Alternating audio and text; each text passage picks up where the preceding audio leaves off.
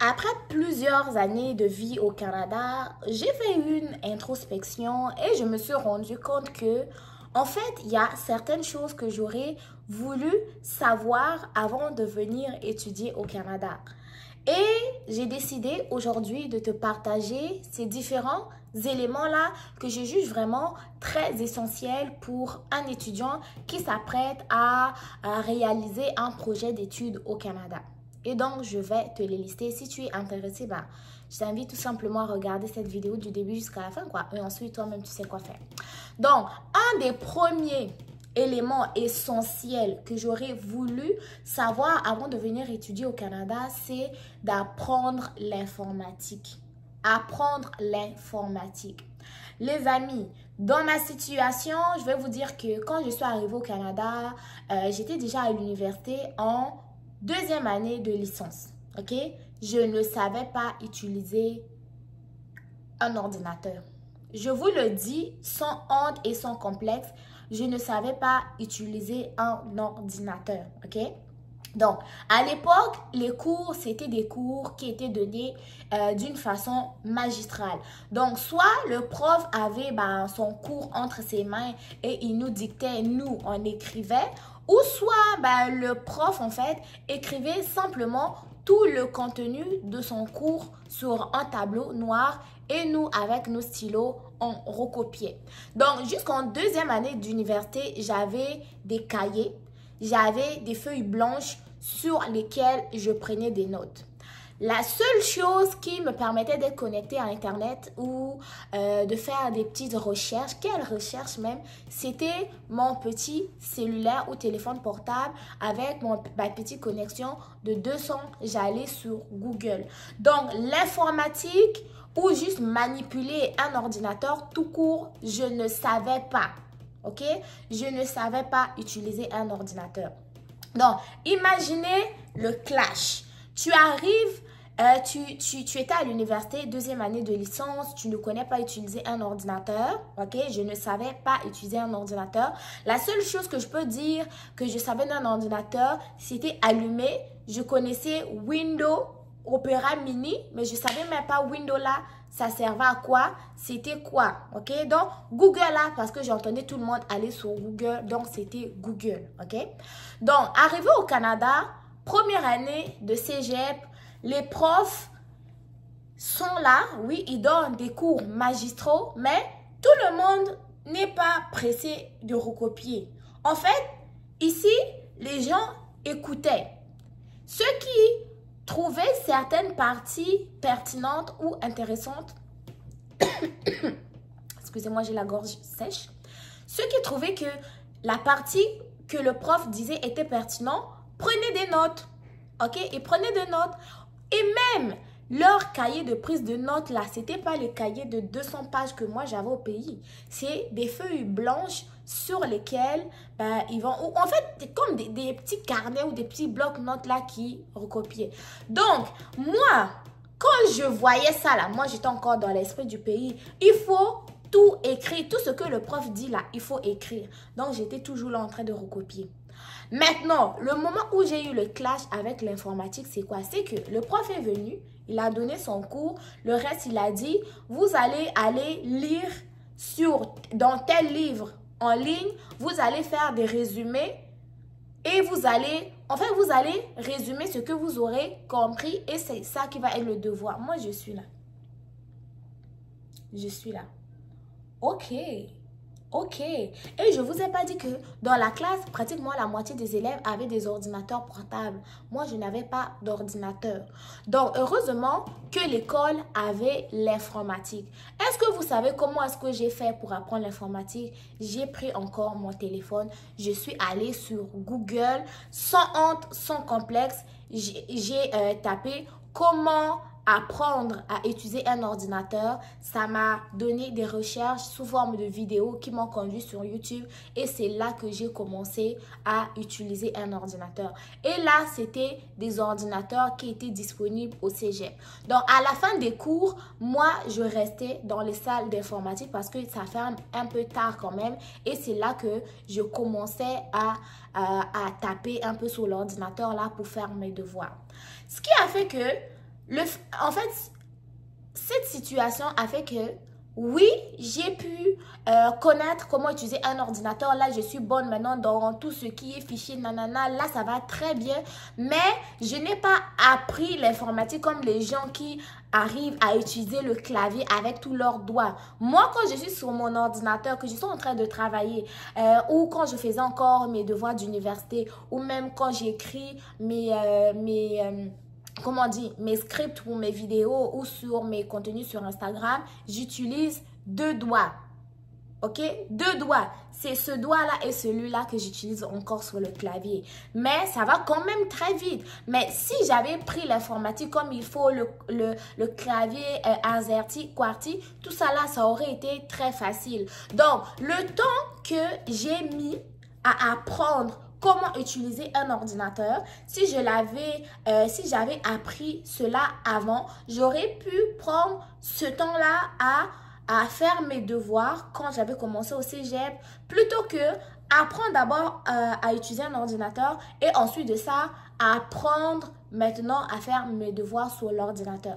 Donc, le fait de venir au Canada en connaissant déjà l'informatique, en connaissant déjà comment utiliser un ordinateur, ça va vous faire gagner beaucoup de temps pendant vos cours, vos travaux d'équipe et même pendant vos devoirs parce que pratiquement tout ce qui est devoirs, travaux ici, vous aurez besoin d'un ordinateur et surtout que les cours sont faits de façon que ce soit l'élève qui va vraiment aller creuser, chercher pour apprendre. Ok, donc c'est pas du par cœur. Ici, tu n'as pas vraiment besoin de tout recopier, mais lorsque tu as un ordinateur, tu peux résumer tes cours, ok, ou faire plus de recherches. Mais l'ordinateur, l'informatique, les amis, c'est très, très capital. Donc, ça, c'est un conseil, que ce soit pour ceux qui sont encore au pays, qui prévoient venir au Canada ou ceux qui sont ici, maximisez votre apprentissage au niveau de l'ordinateur.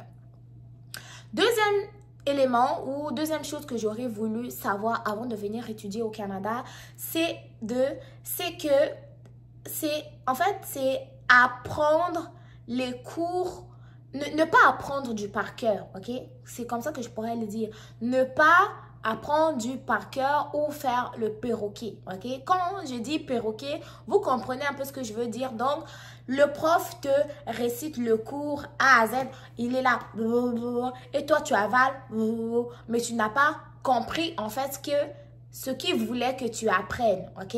Donc, ça en fait, c'était pour dire que nous, au pays, on a tendance à nous apprendre plus des connaissances qui sont théoriques que des connaissances qui sont pratiques. Donc, ce qui fait que, pour ma part, quand j'étais au pays, j'étais très, très, très excellente. Hein? Là, je ne vais pas me vanter, mais au collège, j'étais toujours soit première ou deuxième de la classe. Au lycée, au début, ça allait bien, mais quand les cours de mathématiques se sont mélangés, ça a été un peu... Hein? Mais je n'étais pas parmi les dernières. À l'université aussi, ça a commencé à aller très bien parce que j'étais dans mon élément, c'était un peu plus de sciences, pas trop de mathématiques et tout. Mais c'est pour dire quoi? C'est qu'au pays, on a tendance à nous bourrer de la théorie. On apprend tout par cœur. Mais lorsqu'on nous demande de réfléchir par nous-mêmes, faire des liens ou arriver à une conclusion, c'est difficile. Ça, je l'ai compris aussi lorsqu'on nous demande de faire une dissertation, soit de 1000 mots sur un sujet. Tu vas manger le bout du crayon parce que en fait, tu n'arrives pas à utiliser ton cerveau, tu n'arrives pas à donner le potentiel à ton cerveau d'être plus créatif, de réfléchir à son plein potentiel, mais parce que en fait, tu avais tendance à apprendre du par cœur. Donc, tu lui donnes aval, mais toi-même, tu peux rien reproduire par là, ok? Donc, ça, je me suis rendu compte de cela pendant mes cours de soins infirmiers. Pendant les cours de soins infirmiers, le but de l'enseignant ou de la professeure, en fait, c'est pas que tu récites du par cœur. Oui, il y a certaines choses que tu dois apprendre par cœur, telles que les normalités de la pression artérielle, les normalités du pouls, la température pour un adulte, pour un enfant, ok?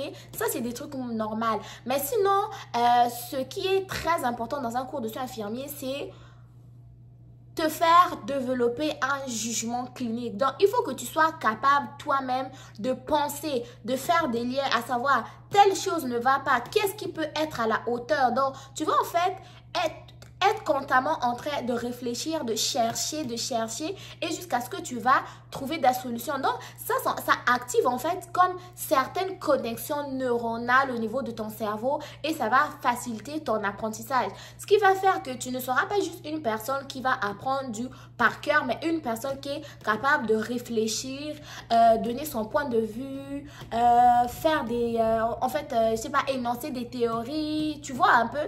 Donc ça, c'est important. Au Canada, la connaissance théorique, c'est important, mais le pratique, c'est encore meilleur. La connaissance pratique au Canada est très, très essentielle. Donc, les amis, moi, je vous recommande, franchement, quand vous allez arriver ici, essayez d'adapter un peu votre façon d'étudier. Oui, c'est important de connaître certaines choses par cœur, mais sachez, ayez plus de connaissances au niveau pratique. Au niveau pratique, on les apprend dans les laboratoires où tu essaies de réfléchir par toi-même, tu essaies de faire des essais-erreurs un peu tout dépendamment du domaine dans lequel tu es. Mais ici, avoir des connaissances pratique, c'est très important. Le perroquet, oui, c'est pratique dans certaines situations, mais tout dépendamment de ton domaine, tu vas voir que c'est vraiment très important d'être capable de faire ce que tu connais. Parce que nous, au pays, on connaît, mais faire là,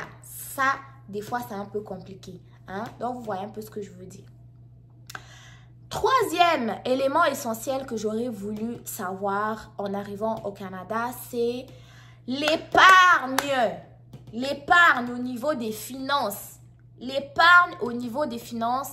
Franchement, les amis, ça ne sera pas juste le cas pour des étudiants, mais je sais que même les travailleurs, certains d'entre vous vont se retrouver dans la situation que je vais vous expliquer là. Quand je suis arrivée au Canada, hein, j'ai commencé à étudier. Quand j'ai commencé à étudier, j'ai commencé à travailler. Hein, parce que vous savez, quand tu es étudiant, tu peux travailler à temps partiel pendant tes cours. Donc, qui dit travailler, dit salaire. Hein? Qui dit salaire, dit c'est que je peux m'acheter ce que je veux. Vous savez, moi au pays, là, j'aimais les friperies, j'aimais marque H&M, mais pour trouver la marque H&M, là, c'était un peu compliqué de trouver ça dans les friperies parce que les vêtements dans les magasins, là, ça coûtait très cher. Donc, moi, mon premier salaire, lorsque je suis arrivée au Canada ici, tout est passé dans habits, dans chaussures. Mais, c'est pas là encore le problème. Le problème, c'est où? C'est que ces vêtements, ces chaussures-là que j'achetais n'étaient même pas adaptés à la saison dans laquelle nous nous trouvions. Hein? Donc, j'ai dilapidé mon argent pour rien. J'ai dilapidé, je vais vous dire que pendant que je travaillais à temps partiel, je n'avais pas d'économie. Si j'avais économisé tout l'argent que j'avais travaillé à ce moment-là, je vais vous dire qu'il y a longtemps, je serais en train de rouler dans une Maserati ou je ne sais pas. Hein? Donc, quand vous allez arriver au Canada, vous allez avoir votre première paye, vous allez voir que dans les centres d'achat, il y a des beaux magasins, il y a de beaux articles qui vont vous faire des yeux doux, qui vont vous appeler. Attention, gardez votre porte-monnaie. Achetez vraiment rien que des choses qui sont essentielles. Parce que ici, tout est beau, hein? Tout est beau, tout est neuf, tout est bien conservé, tout est bien propre et tout. Mais posez-vous la question avant d'acheter la chose. Est-ce que j'en ai réellement besoin? Si j'avais pris le temps d'y penser, est-ce que j'en ai réellement besoin? Peut-être que je n'aurais pas dilapidé mon argent pour rien. Donc, le Canada m'aura appris l'épargne. Le Canada m'aura appris que oui, tu travailles, oui, pour t'acheter des biens matériels, mais sache mettre un peu d'argent de côté pour des surprises qui peuvent arriver à n'importe quel moment, ok? Et tout cela, je le dois au Canada. Mais je me dis en même temps, si j'avais su comment épargner, comment acheter juste des choses dont j'ai besoin, peut-être que je n'aurais pas vécu ces différentes situations. Parce que même moi au pays, quand j'avais un peu d'argent, ben, il faut, parce que vous savez, nous au pays, là, c'est l'été chaque année. Hein. Donc, quand tu vas à l'université, nouvelles chaussures, un peu, tu vois, un peu, des nouvelles mèches, des nouvelles boucles d'oreilles ici. Mais ici, en fait, les gens en ont rien à foutre. Ils en ont rien à Il neige 6 mois par année, 2 mois d'été, 2 mois et demi d'automne, 1 mois de printemps. Si même printemps là n'est pas masqué par la pluie, le reste du temps, tu es dans le froid. Donc, que tu mettes ta marque Gucci, Chanel, déjà ici, les Québécois là, les marques, ils en ont rien à foutre, ok? En tout cas, en région ici, les marques, les gens en ont rien à foutre. Tant que tu es habillé convenablement selon la saison, c'est bon. Et d'une façon pudique, c'est bon. Mais sinon, les amis, attention à votre argent. Moi, j'allais travailler même l'hiver là. Je suis là, il fait froid, mais je dilapidais l'argent comme ça. Mais c'est après que je me suis rendu compte, je me suis dit, mais merde. Si j'avais gardé tout cet argent-là, mais où serions-nous? Où serions-nous? Mais c'est plus tard que je me suis rendu compte que j'ai vraiment gaspillé inutilement. Ok? Donc, attention à votre porte-monnaie. Dernier élément que j'aurais voulu savoir avant de venir au Canada, c'est que la personne que tu rencontres au Canada, là, ne pense pas que si tu demandes un service à cette personne-là, la personne te demande de le faire toi-même ou de te démerder toi-même. C'est pas parce que cette personne-là est méchante ou cette personne-là veut t'aider. Non, cette personne-là veut te rendre autonome. Et l'autonomie sur tous les plans au Canada, c'est très essentiel. Je vous explique.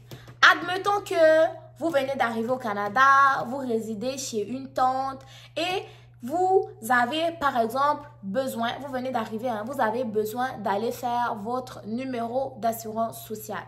Vous êtes dans une ville telle que Montréal ou Québec. Et là, vous demandez à votre tante, tante, j'aimerais que tu me montres où est-ce que, j'aimerais que tu me trouves, hein, que tu me trouves mon numéro d'assurance sociale ou que tu me montres. Pardon. Sachez que au Canada ici, soit la personne va vous dire fais ceci, cela, ou la personne va dire mais fais tes recherches, hein, ou la personne va te laisser faire tes recherches. Et une fois que tu n'auras pas réussi, là maintenant tu vas encore te pousser un peu plus loin. Je m'explique. Si tu demandes à ta tante de t'aider à aller chercher ton numéro d'assurance sociale et là, ta tante te dit, par exemple, mais va le chercher toi-même. C'est pas toujours que cette personne qui est au Canada depuis longtemps, qui connaît, ne veut pas t'aider, mais c'est simplement que cette personne-là veut te rendre autonome, ok? Et puis pour te rendre autonome, les gens vont se prendre de plusieurs manières. Soit au début, ta tante va t'aider, te montrer comment, et la deuxième fois, si tu as besoin d'un autre document, il va te dire, ah, mais la première fois, je t'ai montré. Deuxièmement, cette fois-ci, tu es capable de faire tout seul. Ou il peut y avoir aussi un autre cas où ta tante va te dire, mais tu peux faire ça toi-même. Donc, quand on te dit, tu peux faire ça toi-même là, ne prends pas toujours mal. Parce que dans certains cas, tu peux le prendre mal. Ah, ma tante est méchante. Ah, ma tante ne veut pas m'aider et tout. C'est parce que ta tante veut te rendre autonome, mais des fois, tu peux mal le percevoir. Et je tiens à insister que l'autonomie au Canada, c'est très important. Au Canada, tout le monde est occupé à gérer sa vie. Tout le monde est occupé à aller travailler. Tout le monde est occupé à avoir une vie sociale.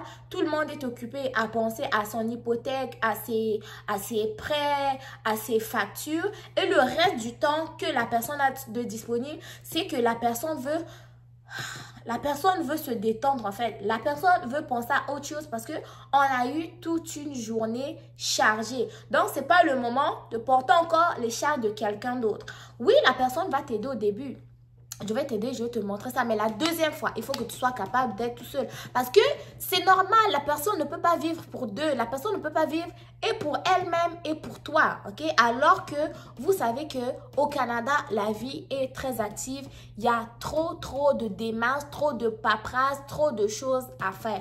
Donc, mon dernier point, c'est que quand tu vas arriver au Canada, ne pense pas que tout va être servi sur une cuillère. Je ne sais pas si c'est ça l'expression. Donc, lorsque vous arrivez au Canada, ne vous attendez pas à ce qu'on fasse tout pour vous. Sachez que quand vous allez arriver, oui, au début, on va vous aider, mais pour la deuxième fois là, on va attendre à ce que vous soyez vous-même aussi autonome, que vous soyez débrouillard. Parce qu'au Canada, pour survivre sérieux, il faut être débrouillard. Parce que la vie, ça va très vite. Hein? Ça va très vite au Canada. Si tu veux avoir une vie sociale, vie professionnelle, vie privée, il faut que tu sois très débrouillard. Donc, ne prenez toujours pas un peu mal lorsque quelqu'un te dit démerde-toi ou lorsque quelqu'un te dit ah mais je sais que cette fois-ci là tu vas faire mais ça va pas marcher. Mais quand tu auras fait et que ça n'aura pas marché, mais cet échec là en fait va juste t'apporter des apprentissages et la deuxième fois, tu vas être capable de réussir par toi-même. Donc voilà, les amis, c'est ce que j'avais à vous partager aujourd'hui. C'était mes 5 points ou 4 points, j'ai même plus compté en fait, 4 points ou éléments essentiels que j'aurais voulu savoir avant de venir étudier au Canada. Si vous avez aimé, partagez la vidéo, likez, dites-moi ce que vous en pensez dans les commentaires. On se retrouve très bientôt pour une nouvelle vidéo. N'oubliez pas de vous abonner sur mes réseaux sociaux. Alliance M Éducation sur TikTok, Instagram et Facebook. Prenez soin de vous et bon succès dans vos différentes démarches. Bye!